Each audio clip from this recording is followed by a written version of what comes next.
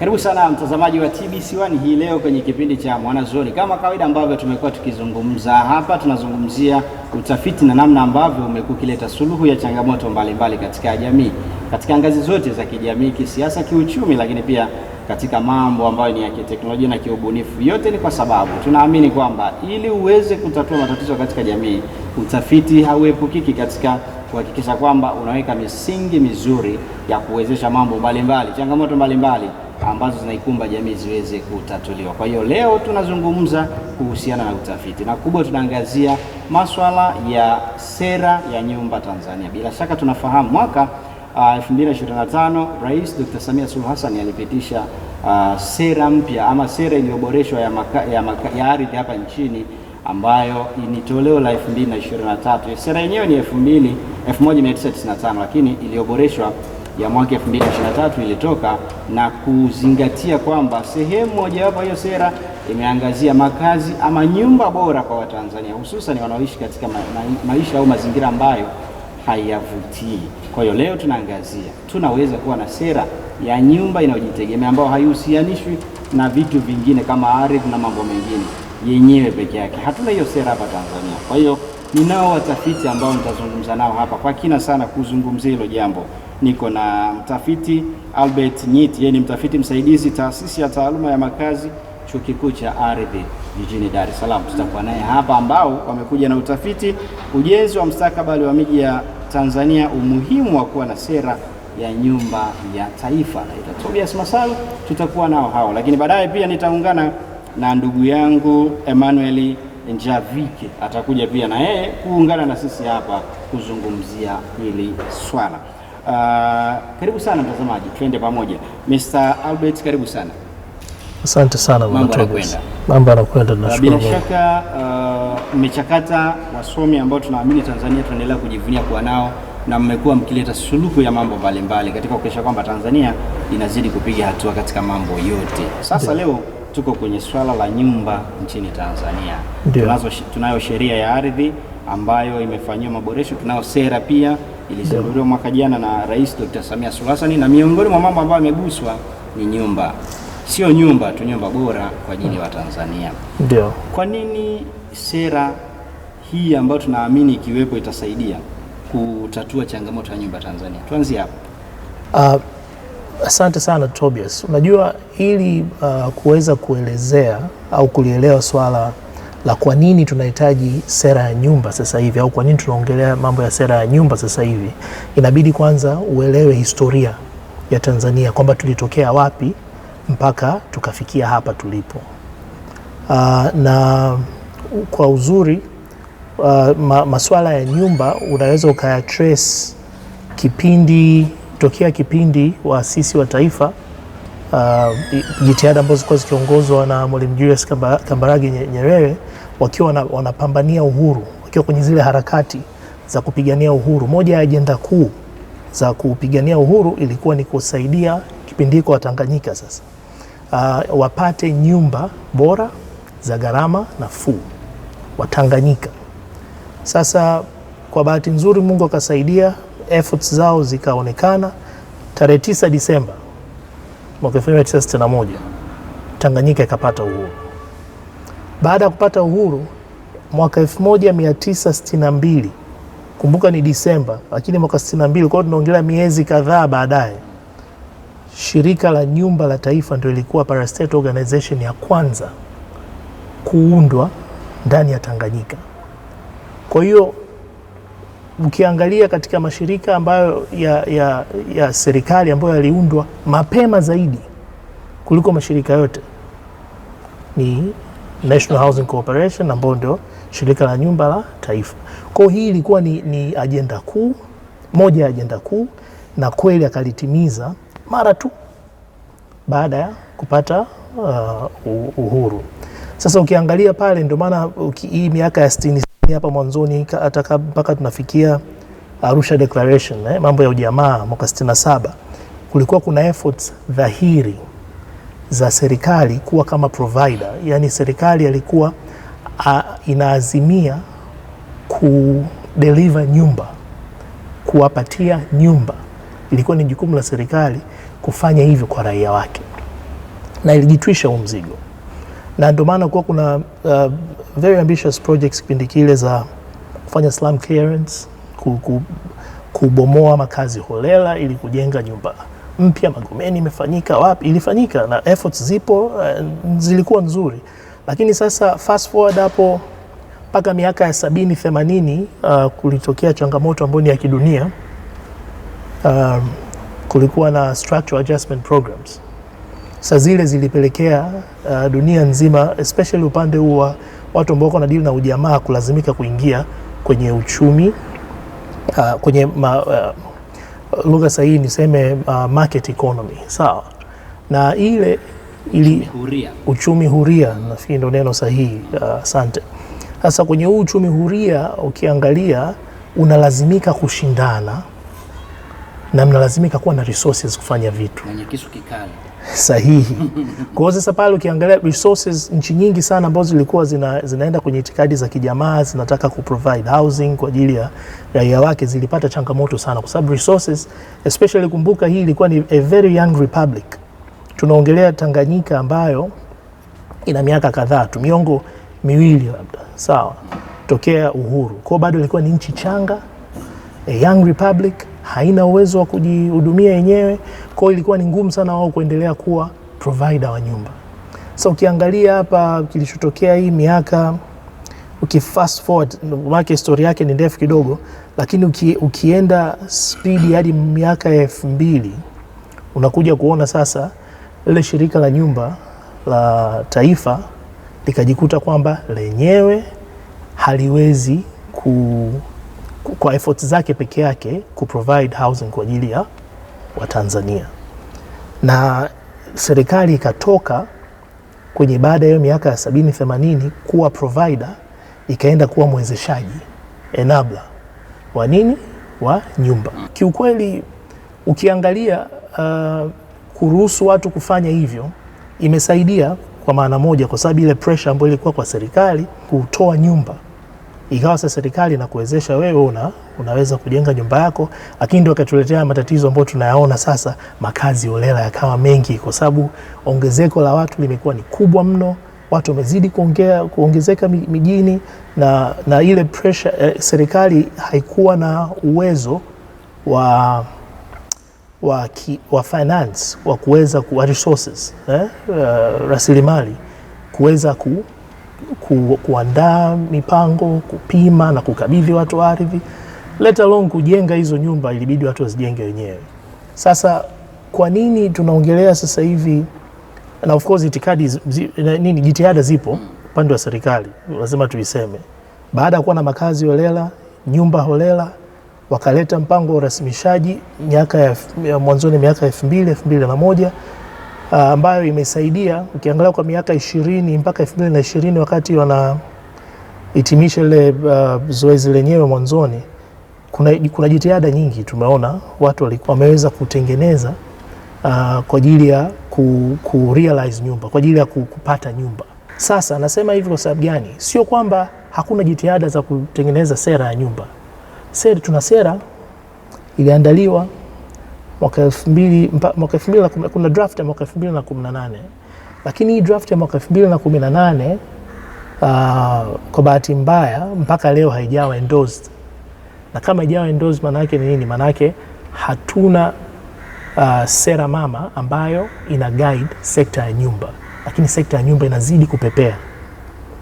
Kwa hiyo ukiangalia kuna initiatives ambazo zipo, lakini zina kila mtu anafanya anavyojua yeye. Nitakupa mfano. Hapo ndio tunapojikita kwamba sasa tuna sera ya nyumba Tanzania. Lakini sasa moja tu nikwambie, unakuta mfano sasa hivi Wizara ya Ardhi ndio inayosimamia National Housing. Yaani National Housing iko chini ya Wizara ya Ardhi. Na National Housing wanajenga. Ukija TBA wao uko chini ya Wizara ya Ujenzi, lakini wanajenga nyumba. Ukija huku kuna watumishi Housing Investment, wao uko chini ya Wizara ya Fedha. Yani wote wanajenga, wote wana provide housing, lakini kila mtu anafanya kivyake. Na huku raia ndio waambii kitu, wao pia wanajenga na ndio wanaongoza. Alafu sasa kuna watu wa real estate na wao pia wanajenga. Sasa tutakuwaje na mfumo ambao wa pamoja wa kuguide huu ujenzi wa hizi nyumba? kwa sababu kumbuka kwamba unapopoteza control ya sekta ya nyumba, maendeleo ya sekta ya nyumba, unapoteza control ya uchumi wako. Na hii inaweza tukaiongelea kwa mapana yake siku nyingine, lakini ndio maana tuko hapa leo kwamba tunahitaji hii sera iwepo ili angalau kuweza kupambanua hii changamoto ya makazi na nyumba. Ndio. Kuna utafiti ambao ulifanywa na taasisi moja ya Tanzania Mortgage TMRC, Tanzania Mortgage Refinance Company mwaka 2023 na imebainisha kwamba huu utafiti huo asilimia 70 ya makazi ya wananchi Tanzania yanajengwa na wananchi wenyewe. Ndio. Lakini inachukua karibu miaka 18 kwa mtu kukamilisha nyumba yake ya kuishi. Yeah. Hawa watu wanajenga incrementally kwa hatua. Pole pole. Mtu anajenga akifikia anaanza foundation, anasubiri miaka kadhaa, ananyanyua boma, anasubiri miaka kadhaa mpaka anakuja kuingia ndani ile nyumba. Ndio hiyo miaka 18 imepita. Swali langu sasa katika hilo. Ndio. Sera inaweza ikatatua na ikafungua milango kwa ajili ya wananchi kuhakikisha ujenzi wao unakwenda haraka na wao wananufaika na kile wanachokijenga. Unajua, unapokuwa na sera kama tulivyokuambia awali pale, ndio unapokuwa na path ya kuwa na sheria na kanuni na taratibu za namna ya kuendeleza sekta na miongozo sekta ya nyumba. Sasa kwa sasa hivi hiki kinachoendelea ni kwamba watu wanajenga, hatujui nyumba gharama nafuu hata yenyewe ni nyumba ipi, inajengwa kwa ajili ya nani, sio? Umeelewa? Kwa hiyo ukiwa kuna concepts nyingi za upande wa nyumba ambazo tungetamani sana serikali ingeweza kuziangazia, mfano kama social housing, kwa Kiswahili labda tuseme nyumba za jamii, ambazo zenyewe zingeweza kuwasaidia watu wa kipato cha chini kuweza kupata nyumba ambazo ziko subsidized, labda za kukodi, za kukodi, walipe kodi, lakini inakuwa gharama yake iko kidogo, iko chini zaidi ya market rate, na inakuwa ina ceiling cap, yani inazuia, ni kama ina shield ya kuzuia watu ambao wana kipato cha juu zaidi ya wale ambao wa kipato cha chini kuweza kuziaccess. Sasa hawa kuna makundi maalum mengi sana. Ukiacha tu watu wa kipato cha chini, kuna wanafunzi, kuna makundi kama watu ambao vijana ambao wamemaliza shule au chuo, wamepata tu kazi, bado hawana uwezo sana.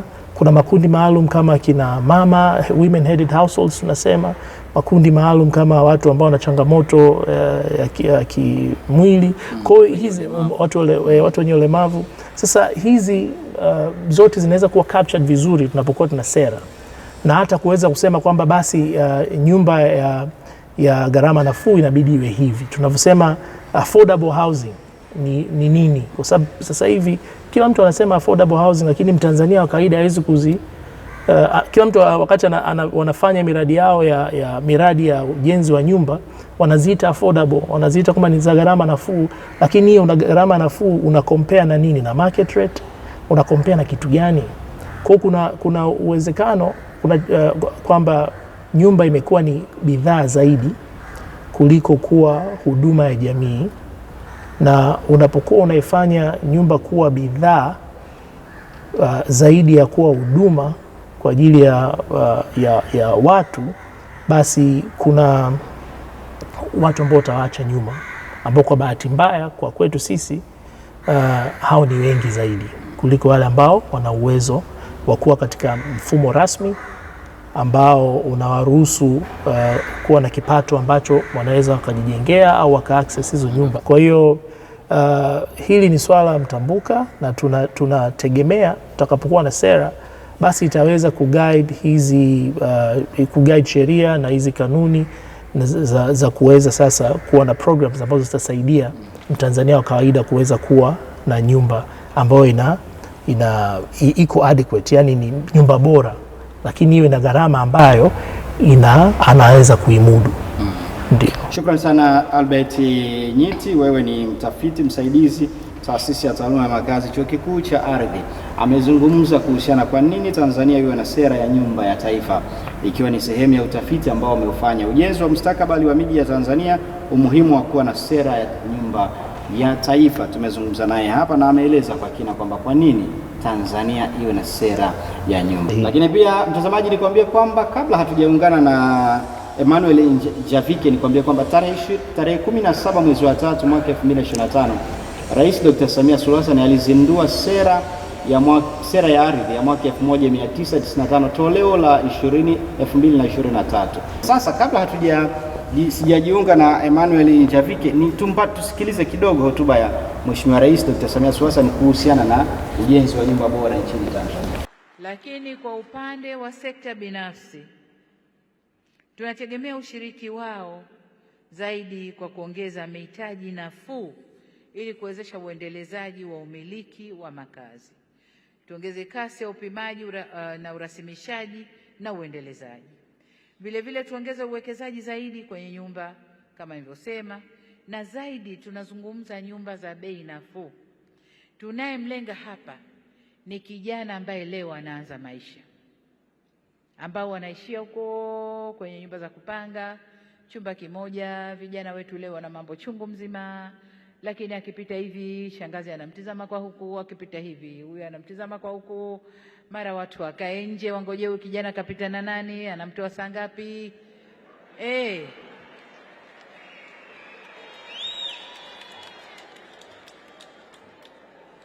Kwa tunalenga vijana wetu wa kike na wa kiume wanaoanza maisha leo. Ni Rais Dr. Samia Suluhu Hassan akizungumza siku ya uzinduzi wa sera ya ardhi ya mwaka 1995 toleo la 2023 tarehe 17 mwezi wa 3 mwaka 2025 katika ofisi ya wizara hiyo jijini Dodoma, ambapo ndiko uzinduzi huo ulifanyika. Bila shaka kama nilivyokuambia, nitaungana na Emmanuel Njavike na tayari ameshafika hapa studio, niko naye na nikwambia kwamba kipindi hii leo kinaruka moja kwa moja kutoka katika makao makuu ya nchi jijini Dodoma. Hapa ndipo ambapo tumekutana na watafiti kuzungumza suala la kuwa na sera ya nyumba nchini Tanzania. Huyu ni Emmanuel Njavike, mkurugenzi na mtafiti taasisi ya Hello Africa Consultants, ambaye tuko naye hapa. Tunazungumza hili kama ambavyo nimezungumza na Albert Nyiti, pia hili tutazungumzia huu utafiti ambao kwa pamoja walishirikiana kwa ajili ya kuhakikisha kwamba wanaweka msingi mzuri kwa Tanzania kuwa na sera ya nyumba ya taifa. Bwana Emmanuel, karibu sana. Asante sana Tobias. Bila shaka umemsikia rais akizungumza kwamba wakati mwingine vijana anasubiriwa nje. Kuna watu nje wamekaa. Leo katoka nani? Kaingia nani? Bila shaka ilienda moja kwa moja ikaeleweka kwa wananchi. Kwako wewe kauli hii na ukizungumzia mambo ya utafiti imejenga msingi gani? Kimsingi mimi pia nilipata nafasi ya kusikiliza ile hotuba ya Mheshimiwa Rais kwa yote, na naweza nikasema nilijifunza kitu kikubwa sana kwenye jinsi alivyowasilisha ile hoja. Nadhani pia ni changamoto kwa sisi kama watafiti kuona ni jinsi gani ambavyo tafiti zetu zitawasilishwa kwa lugha ambayo mtu wa kawaida anaweza akaielewa na akaihusianisha na maisha yake ya kila siku. Mheshimiwa Rais alizungumza kwa lugha nyepesi sana. Kwamba fikiria kijana ameenda sehemu, anataka kuanzisha maisha, anapita mashangazi wanamuona, na ile kitaalamu huwa tunaweza tukaweka maneno pale, huwa inaitwa right to privacy. Na ndio msingi wa kijana kwa hata kuanzisha familia. Ni haki ya faragha. Yes, kwamba natamani aanze maisha, nijitegemee, nijione na mimi sasa nimekuwa. Pale ambapo kijana anakosa privacy kwa sababu pengine nyumba anayokaa wanakaa watu wengi, na hii tumeiona kwenye sura nyingi, hata kwenye familia za kila siku ambazo unakuta baba na mama, kuna watoto wa kike na watoto wa kiume, lakini wanakaa pengine kwenye chumba kimoja, vyumba viwili.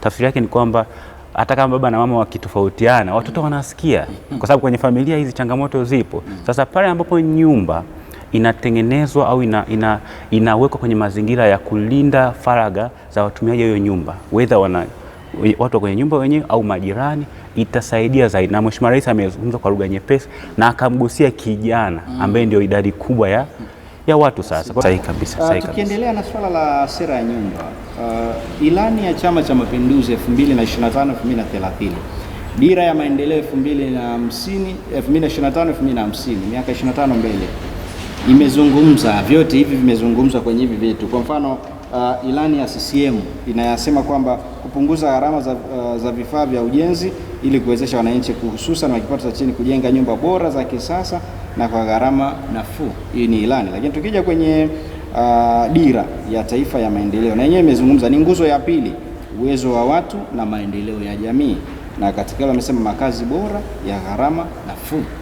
Ni kwa kiasi gani kauli ya rais wakati anazindua ni fursa kwa upande wa watunga sera, wachechemuzi mbalimbali wa hiyo sekta ya nyumba kuhakikisha kwamba Tanzania inakuwa na sera?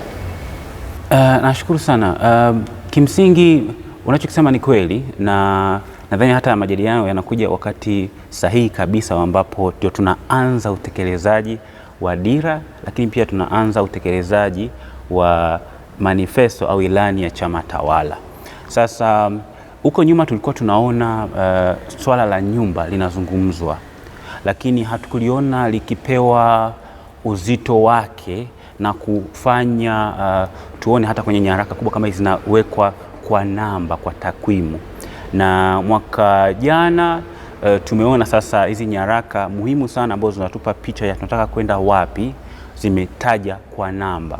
Wakati tumefanya kwa mwaka mmoja, na misingi au nyaraka ambazo tulikuwa tunazipitia awali ilikuwa ni dira pamoja na ilani ya chama tawala. Tumepia na nyaraka nyingi, lakini hizi zilikuwa ni tuangalie sasa kwenye hizi nyaraka tunafikaje huko, tunafikaje kwenye ambapo tumelenga kufikia. Shukrani sana Emmanuel Njavike, tukiwa tunaelekea ukingoni, na katika hilo sasa tunazungumzia sera ya taifa ya nyumba. Tunazo sera nyingi kwenye Wizara ya Ardhi, kuna sera nyingi sana, hadi sera ya makazi ya mwaka 2000 ipo, lakini hatuna sera moja kwa moja ya nyumba nchini Tanzania. Ni nini ambacho natamani kwenye hicho sera, kwa mujibu wa utafiti ambao umeufanya, kijumuishwe? Asante sana Tobias. Mimi nashukuru na swali lako ni msingi wa upatikanaji wa nyumba za gharama nafuu. Naweza nikasema nafahamu na natambua jitihada ambazo mamlaka inafanya, na ulivyosema vizuri, wizara ina sera hizo ambazo tunazo, lakini inakosekana, kuna ukosefu wa integrated approach, kwa maana kwamba juhudi za pamoja ambazo zitafanya anayepata ardhi, anayepata vibali, anayejenga, anayetoa huduma za msingi kuwa pamoja.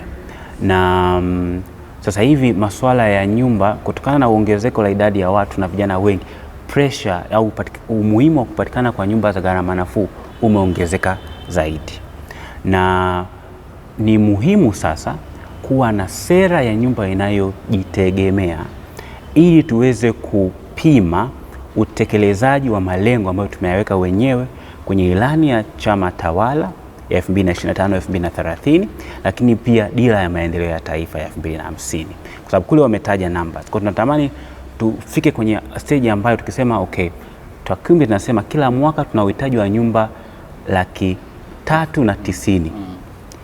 Kila mwaka 390,000 tuweze kupata report. Pengine Mheshimiwa Waziri akiwa anasoma bajeti zake atupe hiyo kama sehemu ya report kwamba kwenye nyumba 390,000 tumejenga nyumba ngapi. Shirika letu la nyumba la taifa, wakala wa majengo, pension funds, kwa sababu takwimu zinasema kama ulivyosema, asilimia kubwa ya nyumba zinajengwa na watu wenyewe kwa jitihada zao wenyewe, kidogo kidogo kwa awamu. Inachukua muda sana. Sahihi kabisa. Kwa hiyo nadhani ili tuweze kupima ufanisi wa utekelezaji wa upatikanaji wa nyumba kama tulivyojiwekea wenyewe, lazima tuwe na sera ya nyumba inayojitegemea ambayo itaainisha nani anafanya nini wapi, lakini pia tafsiri ya nyumba za gharama nafuu ni gharama nafuu kwa mtu wa kipato cha aina gani.